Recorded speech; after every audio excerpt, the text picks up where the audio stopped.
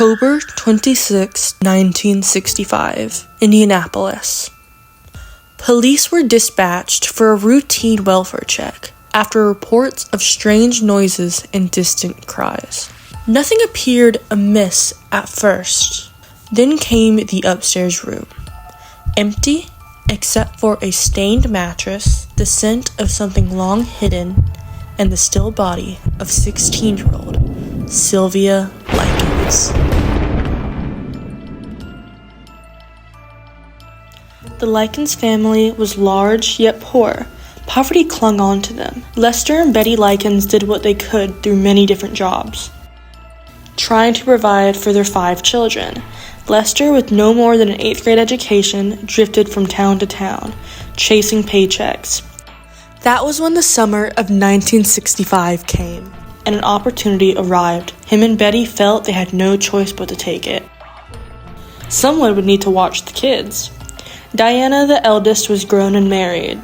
The boys, Danny and Benny, were sent to stay with their grandparents. That left Jenny and Sylvia. Jenny, the younger of the two, was fragile due to a childhood of polio.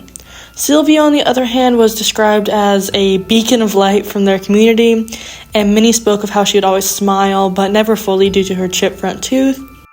Later, it was through a friend whom they were introduced to a caretaker who would look after them while their parents were away. Gertrude Beniscui, a mother of 7 and a strict disciplinary figure in both her home and her community. She ruled her household with an iron fist, cloaked beneath a fragile facade of warmth. To many, she was the woman who cared for countless children, whether they were hers or not. The children under her roof ranged in age from 17 to barely 12 months. It would later be said that everyone but the baby that is, took part in the horrors that followed. In this story, only 2 of the 7 will stand out from the shadows, 12-year-old John and 17-year-old Paula. Those who truly knew the Beniscui family described them as strange, unsettling. To outsiders, they seemed painfully ordinary. Rumors whisper that Gertrude's husband was a police officer, a man who routinely broke the very laws he swore to uphold by beating his wife and children without consequence. This abuse remains speculation, but many cling to it as an explanation, a key to understanding the cycle of violence that Gertrude would soon unleash upon others. From this point on, topics include child abuse, torture, neglect, homicide, and criminal proceedings. I highly advise listener discretion when moving forward. When the girls were sent to stay with this family over the summer, a deal was made, $20 a week for her care. A fair price for the girls, but no one knew what would happen that hellish summer. The beginning was like any other. Money came in, and with it a sense of care, at least for a while. The girls seemed to adjust well to the change in their new home. Jenny kept to herself and had few problems with the other children.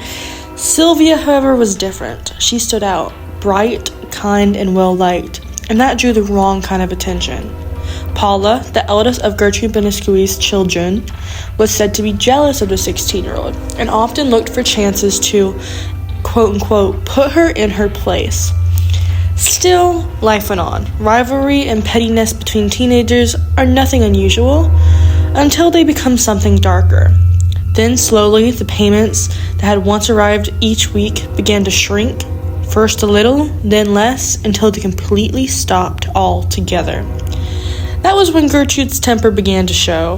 What started as harsh discipline soon turned into cruelty. Sylvia often took the punishment meant for both girls, shielding her sister as best as she could, but the cruelty did not stop, it spread. Paula began to take part in the beatings, and soon others in the household followed. What began as discipline became torment. Sylvia was isolated, locked away, and subjected to unspeakable mistreatments at the hands of those she lived with, and even by outsiders invited to join in. Many sources speak of her having scalding water poured over her body as she cried. Others mention her being repeatedly burned with cigarettes by anyone who could smoke. Some even mention salt being rubbed into any open wounds. And finally, there comes some of the worst cases of humiliation and torment she underwent. John, 12-year-old boy, thought of an idea. He asked his mom to help accomplish it. He wanted to watch Sylvia eat her own feces as she crawled around like a dog. Gertrude obliged, and they both watched as the girl was forced to debase herself. Still, that's not where the cruelty stopped. During that summer, a group of young neighborhood boys were invited over to watch as Sylvia had to strip and pleasure herself using a Coca-Cola bottle, which she was forced to shove fully into herself. They simply watched and made their comments, later carving into her body, and I quote, "I am a prostitute and proud of it." Months passed in silence and horror. Neighbors came and went, unaware or unwilling to see what was happening inside the minuscule house. The cruelty escalated until Sylvia could no longer bear it. On October 26, 1965, after only 3 months in that house, Sylvia Likens died from her injuries.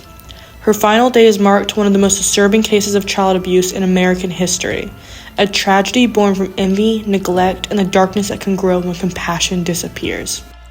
After Sylvia was found, the household tried to claim that a group of neighborhood boys had done it all, ravaging her like this, but the marks covering her body told a different story. They weren't from one single attack, but from countless assaults over time. Even then, Gertrude pleaded not guilty to all charges. The first court hearing included Gertrude, all the children aged 12 and older, and 2 neighborhood boys. It ended with Gertrude being found guilty of first-degree murder and sentenced to life in prison, along with the others involved. Later, the case was revisited. A judge ruled that it had been wrong to try them all together, believing the court had been too harsh on them. During the new hearing, Gertrude kept her plea of not guilty. She was again convicted of first-degree murder, this time sentenced to up to 20 years in prison. The others were convicted of manslaughter, receiving sentences between 2 and 6 years. Gertrude served her full 20 years. Then she lived out the rest of her life under a new name. Paula, her daughter, escaped prison during her first sentence but was caught and forced to serve a longer term. Years later, when she was released as an old woman, she found work as a teacher's aide. When her identity was discovered, she was quickly removed from the school. As for the 3 boys, they served little time at all. John spent only a few months in a juvenile center, while the 2 neighborhood boys served about 10 months each in prison. This case has no happy ending. Few people truly know what became of the Likens family, other than the divorce between the parents. And the ones responsible mostly walked free, and in the end, it stands as a chilling reminder of how far human cruelty can go. Stay safe and have a good day.